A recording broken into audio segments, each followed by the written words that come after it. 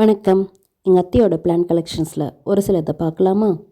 First one orange கனகாம்பரம், second one green கனகாம்பரம். இந்த ரெண்டுமே சூப்பராக பூ பூத்துட்டே இருக்கும், வருஷம் ஃபுல்லாக பூ இருக்கும். இந்த க்ரீன் கனகாம்பரத்தை வீடியோவில் பார்க்குறக்கு பேஸ்டல் ப்ளூ கலர் மாதிரி தான் இருக்கும். என்னை பொறுத்த வரைக்கும் இந்த வீடியோட ஹைலைட்டே இந்த பூ தான், ஜினியா. ரொம்பவுமே அட்ராக்டிவான கலரில் இருக்குல்ல, நல்லா ரெட் கலரில் சுற்றிலையும் பெரிய பெரிய பெட்டல்ஸ், சென்டரில் குட்டி குட்டியாக எல்லோ ஹைலைட் பண்ணுற மாதிரி அழகாக இருக்குல்ல. அத்தை வீட்டு தோட்டத்தில் பார்த்ததுக்கப்புறம் தான் எனக்கும் கலர்ஃபுல்லாக நிறைய ஜினியை கலெக்ட் பண்ணணும்னு ஆசையாக இருக்குது. ஒரு செடி தான் வச்சாங்க, பக்கத்தில் நிறைய செடி வந்துருச்சு இப்போது. அடுத்தது பன்னீர் ரோஸ், என்னோட ரொம்ப ரொம்ப ரொம்ப ஃபேவரெட். ஏன்னா இது நான் வச்ச செடி 10 இயர்ஸ் ஆச்சு. இதில் பாருங்கள் எவ்வளோ கொத்து கொத்து மொட்டுக்கள் இருக்குன்னு. அடுத்தது மைசூர் மல்லி. அடடா, இந்த மொட்டுக்கள் பார்க்க எவ்வளோ அழகாக இருக்குல்ல. இதுவும் ஒரே செடி தான் வச்சாங்க, இப்போ 10 செடிக்கு மேலே தான் இருக்குது. பூவை விட எனக்கு இதோட மொட்டுக்கள் ரொம்ப பிடிக்கும். அடுத்து இருக்கிறது கலர் காக்கட்டான் மல்லி. கொஞ்சம் நாட்கள் முன்னாடி தான் நான் வச்சேன், கரெக்டாக நான் போன அன்னைக்கு மொட்டுக்கள் வச்சுருந்தது.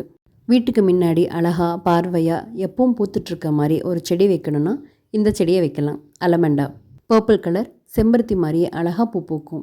இந்த செடி வச்சு மோர் தென் 12 இயர்ஸ் இருக்கும். செடின்னு சொல்லக்கூடாது, மரம் மாதிரி வளர்ந்து நிற்குது. அதில் இப்போது அடுக்கு சங்குப்பூ கொடியும் அழகாக படர்ந்துருக்கு. ஊதா நிற அடுக்கு சங்குப்பூ பார்க்குறக்கு குட்டி ரோஜா மாதிரி தான் இருந்துச்சு. அலமண்டா வீடியோவில் பார்க்குறக்கு தான் சின்னதாக தெரியுது, ஆனால் கையளவு நல்ல பெரிய பூ.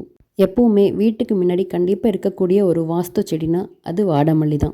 வாடாமல்லி ஒரு டைம் வச்சிட்டாலே போதும், அதோட விதை விழுந்து நிறைய செடிகள் வந்துகிட்டே இருக்கும்.